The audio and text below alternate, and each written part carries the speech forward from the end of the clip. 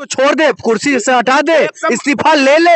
एकदम इस्तीफा ले नहीं। हाँ। ऐसे लोगों को तो बिहार के लोगों को अब समझना पड़ेगा कि देखिए इस्तीफा लेने कौन लेगा, इस्तीफा नहीं लेगा कौन, प्रश्न ये है। अब ये जनता को ही निर्णय लेना है कि क्या उनके साथ कौन सा अब सुलूक किया जाए। या तो अब तो नीतीश की स्थिति हो गई कि उनको पागल खाने में डाल दिया जाए। जिस तरीके से नोच बकोट कर रहे हैं महिलाओं के साथ, एक मुख्यमंत्री होते हुए आप नियुक्ति पत्र दीजिए, उस कागज को नहीं दे रहे हैं, उसके नकाब उसके गाल को नोच रहे हैं आप। तो कितना बड़ा ये मतलब आप क्या संदेश देना चाहते हैं मुख्यमंत्री की कुर्सी पर बैठकर। आप वो पढ़ी लिखी महिला, उसने तमाम एजुकेशन लेने के बाद तो वो नौकरी पाई है ना। लेकिन ये भी एक दूसरा पक्ष ये कह रहा है जो हो सकता है उनको चेहरा देखना, हो सकता है कोई और व्यक्ति तो नहीं आ गया हो नियुक्ति पत्र लेने के लिए। अच्छा एक चीज बताइए कि मुख्यमंत्री द्वारा के हाथ द्वारा जब नियुक्ति पत्र दिया जा रहा है, मतलब आप गंभीर ये विषय है कि जो अभ्यर्थी वहां पहुंचा होगा तो तमाम एजेंसियां उसकी जांच करके तब उस व्यक्ति को वहां पहुंचाई होंगी। कैसे गलत व्यक्ति पहुंच जाएगा वहां, कैसे गलत व्यक्ति वहां पहुंच जाएगा भाई।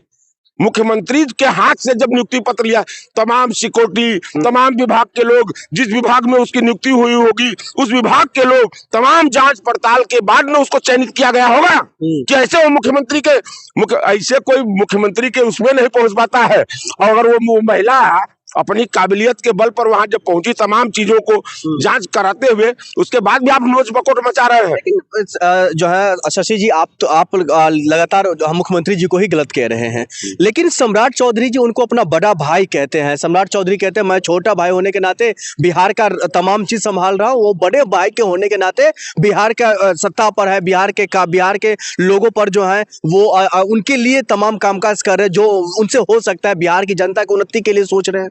अच्छा एक चीज बता दे, सम्राट चौधरी जिसको गलत कह दे वो गलत, जिसको सही कह दे वो सही।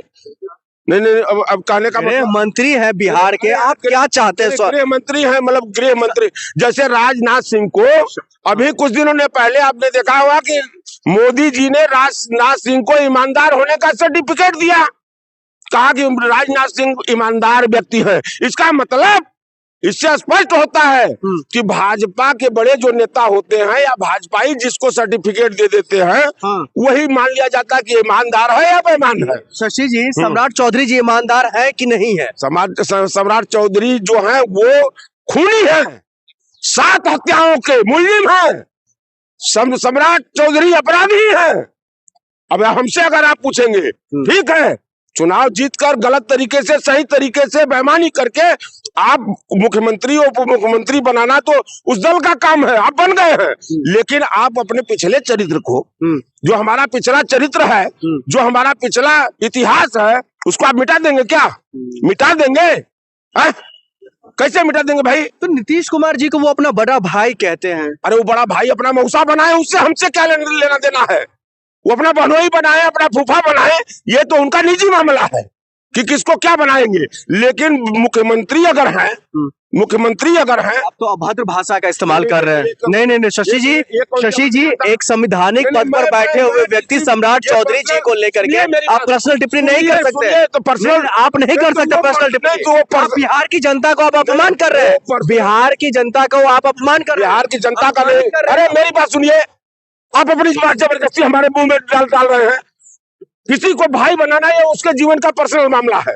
हम किसी को कहते हैं कि मेरे भाई है, किसी को कहते हैं हमारे रिश्तेदार है, कोई फूफा है, कोई बहनोई है, तो ये आपके जीवन का पर्सनल मामला हो गया। लेकिन जो नियुक्ति का मामला रहा है वो बिहार की जनता को, बिहार की ही महिला थी ना जिसके गाल को, जिसके नकाब को नोचा है मुख्यमंत्री ने, वो क्या आई थी लंदन से, वो भी बिहार की महिला थी। उसकी अस्मिता और उसकी इज्जत का मामला नहीं है, वो आपको दिखाई नहीं पड़ता, वो सम्राट चौधरी को दिखाई नहीं पड़ रहा है। आप ऐसी गलत बात मत करिए। तो क्या बिहार के महिलाओं के साथ अपमान हुआ? एकदम सार्वजनिक तौर पर अपमान हुआ है, मुख्यमंत्री द्वारा किया गया है, उस मुख्यमंत्री द्वारा जो 10वीं बार शपथ लिया है। लेकिन पहली बार तो नहीं हुआ ना महिलाओं के साथ। कभी वो गले में मतलब माला पहना देते हैं, कभी उनका कपड़ा ठीक करने लग जाते हैं, कभी कोई गमला उनके सिर पर रख देते हैं। अब नकाब को नीचे करना। देखिए एक चीज बता दे, भाजपा का कल्चर ही है, भाजपा का महिलाओं का अपमान करना, महिलाओं का शोषण करना। इतने नहीं, इनके नेताओं द्वारा महिलाओं का बलात्कार करना भी इनके यहाँ संस्कार माना जाता है, इनके यहाँ संस्कार माना जाता है। मैं 50 उदाहरण आपके चैनल के माध्यम से दे सकता हूं कि जहां भाजपा के नेता बलात्कार किए, हत्या किए, लूट किए, उसके बाद भी वो बड़े बड़े पदों पर आसीन है।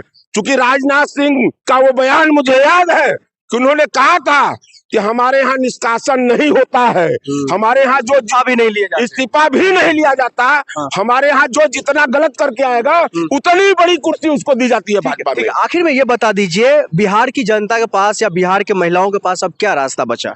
देखिए, रास्ता बस एक है। क्या रास्ता? एक रास्ता है, अगर इससे निजात पाना है इस देश को, बिहार की बात नहीं कर रहा हूँ, तो भाजपा के चोरी से लड़ना पड़ेगा, भाजपा के बेईमानी से लड़ना पड़ेगा। नहीं तो जिस तरीके से ज्ञानेश कुमार जैसे केचुए को, भ्रष्ट को, बेईमान डकैत को चुनाव आयोग की कुर्सी पर भाजपा ने बैठा रखा है और उसके समर्थन में संसद भवन में कानून पारित किया है, कानून पारित किया है कि चुनाव आयोग के ऊपर कोई कार्रवाई नहीं की जा सकती। यह इससे आप समझिए कि क्यों ऐसा किया गया है। इसीलिए किया गया है कि चुनाव आयोग मेरे लिए सारे उन हथकंडों को अपनाता रहे ताकि मेरी सरकार, अब जनता को समझना होगा।